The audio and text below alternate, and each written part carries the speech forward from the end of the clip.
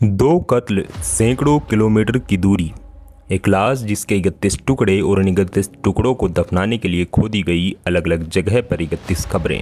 एक डॉक्टर जिसके सीने में दगी रंजीसन 31 गोलियां। 31 के आंकड़े के इर्द गिर्द घूमती आज की इस कहानी में हम लोग जानने वाले हैं बुलंदशहर के सबसे चर्चित डॉक्टर सादाब हत्याकांड के बारे में। ये कोई मुंबईया फिल्म की स्टोरी नहीं है, बल्कि ये सच है। सच भी हिंदुस्तान की राजधानी दिल्ली से चंद मील की दूरी पर स्थित उत्तर प्रदेश के बुलंदशहर जिले का। दरअसल क्राइम की कहानी में पेश इस किस्से की शुरुआत होती है दो पक्षों की आपसी रंजिश से। कुछ वक्त पहले इलाके में एक डॉक्टर की गोलियों से भूनकर हत्या कर दी गई। जांच में जुटी पुलिस को पता चला कि डॉक्टर सादाब की किसी से दूर दूर तक कोई दुश्मनी नहीं थी। पोस्टमार्टम के दौरान पुलिस को पता चला कि डॉक्टर सादाब के बदन से 31 गोलियां झोंकी गई थी। बस यहीं पर आकर पुलिस की टीम अटक गई। पड़ताल में जुटी पुलिस टीमों के सामने सवाल था कि आखिर जब कोई इंसान की एक दो गोलियों में ही कत्ल हो सकता है तो फिर डॉक्टर सादाब के बदन से 31 गोलियां झोंकने के पीछे कोई खास मकसद रहा होगा। सवाल भी 100 टके का था। सवाल जितने काम का था उससे ज़्यादा पेचीदा भी था। हालांकि पुलिस ने अपने जहन में उभरे इस सवाल से पड़ताल की कई दिशाएं टटोल ली। मसलन एक इंसान के बदन में कोई इतनी गोलियां छिड़कर या फिर रंजीसन ही मारता है, वरना कत्ल के लिए तो एक दो गोलियां भी काफ़ी हैं। पुलिस ने अपने ही इस तर्क को मगर कत्ल किए जा चुके डॉक्टर सादाब के परिवार वालों के बयान ही काट रहे थे, क्योंकि परिवार वालों का कहना था कि डॉक्टर सादाब शरीफ चाल चलन वाली शख्सियत थे।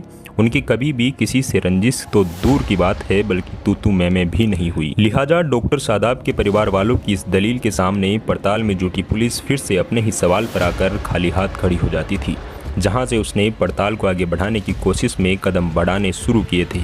बहरहाल कई दिनों की मेहनत के बाद पुलिस को जो कुछ मिला उसने सबको इकट्ठा करके देखने से एक बात तो साफ हो चुकी थी कि हो न हो परिवार वाले भले ही डॉक्टर सादाब की किसी से रंजिश की बात को इनकार करते हों, मगर कत्ल की इस घटना में रंजिश का एंगल तो कहीं न कहीं छिपा हुआ था, जिसे तलाश करके बाहर लाना और कातिलों तक पहुंचने की जिम्मेदारी पुलिस की थी।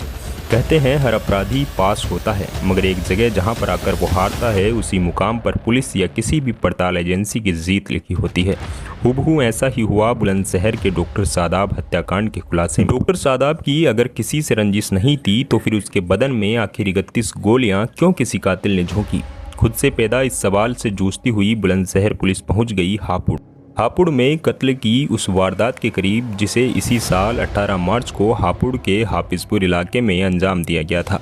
पुलिस ने हापुड़ के हाजीपुर इलाके में हुए उस कत्ल की कुंडली खंगाली तो उसके तार बुलंदशहर के कई किलोमीटर दूर हुए डॉक्टर सादाब हत्याकांड से मिलने लगे। बुलंदशहर पुलिस जब डॉक्टर सादाब हत्याकांड और हापुड़ में हुए इरफान खान की हत्या के बीच पहुंची तो उसे और भी कुछ ऐसी जानकारियां मिलती हुई नजर आई जिसने इस कहानी को एक कड़ी के तौर पर जोड़ दिया था।